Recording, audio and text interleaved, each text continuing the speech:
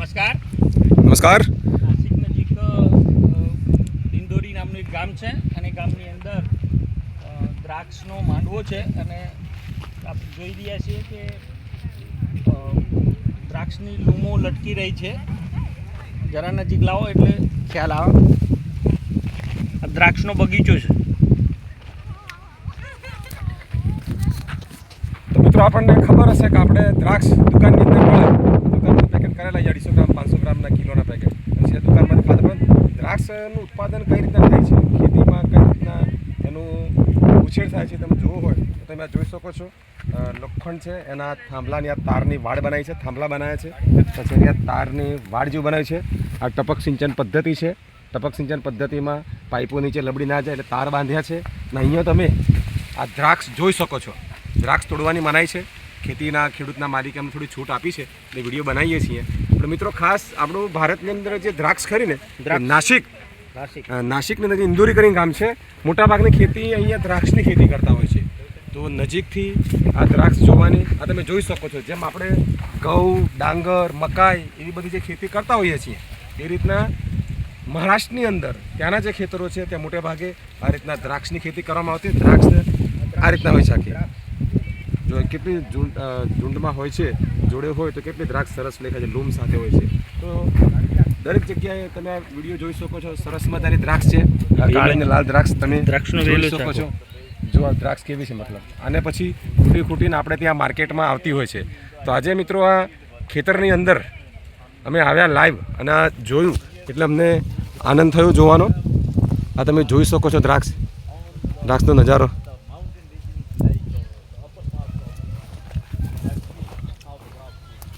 તો આને દ્રાક્ષનો માંડવો પણ કહેવામાં આવે છે. દ્રાક્ષનો માંડવો. આપણે જેમ ઘઉં, મકાઈ, ડાંગર એ રીતના જે ખેતી કરીએ છીએ એ પ્રમાણે મહારાષ્ટ્રની અંદર નાસિકની આજુબાજુના જે ગામો છે એ ખેતરો છે એની અંદર દ્રાક્ષની ખેતી કરવામાં આવતી હોય છે. જેમ આ તમે જોઈ શકો છો મિત્રો, આ પણ તમે જોઈ શકો છો. અહીંની જે દ્રાક્ષ છે આપણે ત્યાં આ લૂમે લૂમ છે. જુઓ અહીંની દ્રાક્ષ ખૂટી અને પછી હા આપણે ત્યાં આવતી હોય છે.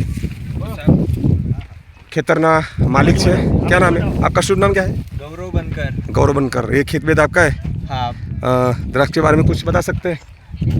बताओ कुछ बताओ. कोई दिक्कत नहीं है. मेरे पिताजी खेत पर रहते हैं. पिताजी संभालते हैं? हाँ, पिताजी संभालते हैं.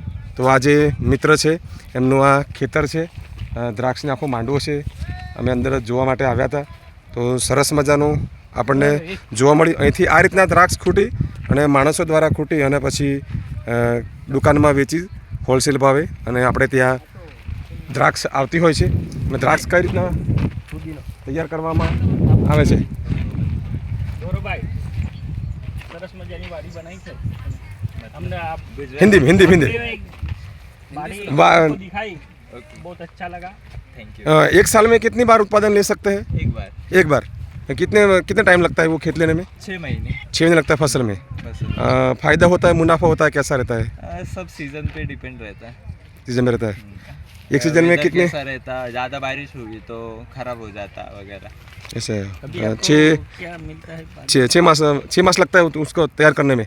हाँ, 6 महीने. उसकी लागत कितनी लगती है? लागत एकरी 2 से 4 लाख रुपए. और उसके ऊपर मुनाफा कितना निकलता है? मुनाफा सब साल दर साल डिपेंड करता है. रेट क्या रहते हैं, मार्केट क्या रहता है उस पर. यहाँ मजदूरों का क्या चार्ज लगता है? मजदूर मिलते कि नहीं मिलते काम करने के लिए? मजदूर गुजरात साइड से आते हैं. वलसाड़ वगैरह. और द्राक्ष के साथ उसके साथ और खेती क्या क्या करते हैं आप? पुदीना. हाँ. आप अभी उसमें पेस्टिसाइड डालते हो? पेस्टिसाइड्स 1 महीना पहले बंद करते हैं. अभी उस पर पेस्टिसाइड डाली हुई है नहीं डाली? नहीं, अभी हार्वेस्टिंग के टाइम पेस्टिसाइड नहीं डालते. તો મિત્રો આ ખેતરના માલિક છે. આપ જોઈ શકો છો. ખરેખર દ્રાક્ષને નજીકથી જોવાનો આખો નજારો અલગ હોય છે. જેમ આપણા ઘરે કેરી, ટામેટા, બટાકા બધું જોતા હોઈએ છીએ એ પ્રમાણે આપણે આ દ્રાક્ષને જોઈ શકીએ છીએ. આ છે ફુદીનો, જે આપણને ચાની અંદર નાખીએ છીએ. ઉધરસ ખાંસી થઈ ગઈ હોય તો ફુદીનાની ચા પીએ છીએ ને, એ આપ ફુદીનો જોઈ શકો છો. આ શું છે? મેથી. આપણને કમરના દુખાવા થયા હોય, ઢીચણ બીચણના દુખાવા થયા હોય તો મેથીનો મેથીના લાડુ ખાવા જોઈએ, કમર બમરના દુખાવા બંધ થઈ જાય. એસ્ટેટ આચાર્ય અમારા મણિભાઈ સાહેબ છે જે જોઈ રહ્યા છે નજારો.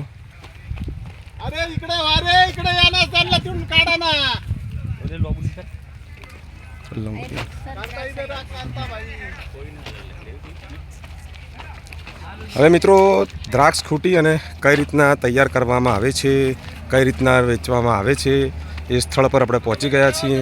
તમને તમામ વસ્તુ બતાવવામાં આવશે. આપણે ડાયરેક્ટ દ્રાક્ષ ખાતા હોઈએ છીએ, પરંતુ એનું ઉત્પાદન કઈ રીતના થાય એ જોયું આપણે. આ કેરેટ છે. જો આ રીતના કેરેટની અંદર આ બધા મિત્રો પોતપોતાનું કામ કરી રહ્યા છે, જે આપ જોઈ શકો છો. આપણને ખબર જ છે કે છૂટી દ્રાક્ષની કિંમત ઓછી હોય છે અને જે ઝુંડમાં હોય એની કિંમત વધારે હોય છે. તો દ્રાક્ષનું આ રીતના તૈયાર થતું હોય છે. આપ જોઈ શકો છો. દ્રાક્ષ છૂટી પાડી અને એને કેરેટમાં રીતે ભરવામાં આવે છે. આ રીતનાથી દ્રાક્ષ અને તૈયાર થતી હોય છે.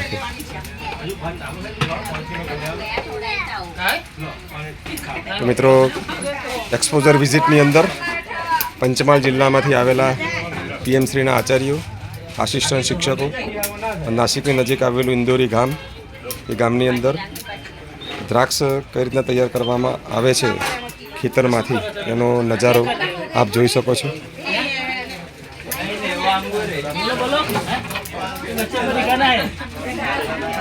सब टीचर लोग हैं, यहाँ देखने आए, अपने खेत में देखने आए हैं.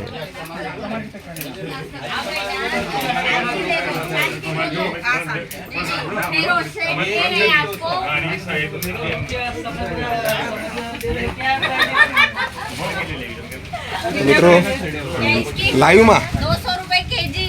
अच्छा 200 रुपये केजी बोल रहे हैं. लाइव में આપણે લેવી હોય દ્રાક્ષ अलग अलग सब अलग अलग भाव है. नहीं इसका वो 200 रुपए, इसका ये छोटे वाले 50 रुपए. अच्छा नहीं अभी उतने ही दे. देखो ऐसा माल है दूं क्या તમે જાઓ વૈસા માલ है. हाँ अच्छा ही है वो. अच्छा ही है वही माल है. अच्छा है वो. પીએમસીના આચાર્યો, શિક્ષક મિત્રો આપ જોઈ શકો છો. ખુશીનો કોઈ પાર નથી. 50 रुपए દ્રાક્ષ બધા ખાઈ રહ્યા છે. દ્રાક્ષ લીલી સૂકી દ્રાક્ષ ખાઈને ટેસ્ટ મારી રહ્યા છે. लेकिन वो बंद से गिर गया इसलिए वैसा हो गया. हाँ, जो गिर जाता है उसकी कीमत घट जाती है, जो झुंड में रहते हैं उसकी कीमत ज़्यादा होती है. समझ लो, वो भी एक अंतर निष्पत्ति है. हाँ, जिसमें झुंड में रहो वो ऐसा है. ऐसा है. अच्छा है लेकिन बंद से गिरा हुआ है. जो परिवार से छूटा हुआ है इसलिए उसकी कीमत घट गई. जैसे भी आप भी स्टाफ में से बिखर जाएंगे तो आप बिखर जाएंगे, इसलिए झूठ में रहो तो कीमत ज़्यादा रहेगी. सीखता रहो. चलो मित्रों, આપણને આ વિડીયો ગમ્યો હોય તો વિડીયોને લાઈક કરજો, શેર કરજો, સબસ્ક્રાઇબ કરજો. આ દ્રાક્ષના આધારે તમે જીવનમાં બહુ બધું શીખજો.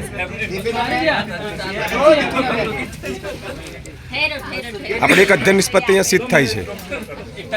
એકતા જળવાઈ રહેવી જરૂરી છે. સંપ ત્યાં જમ. જેમ દ્રાક્ષની અંદર દ્રાક્ષના ટુકડા છૂટા પડી જાય એમ આપણે પણ પરિવારમાંથી, સમાજમાંથી, સ્ટાફમાંથી છૂટા પડી જશું તો આપણી કોઈ વેલ્યુ રહેતી નથી. એટલે આપણી પોતાની કિંમત સમજી લેવાની.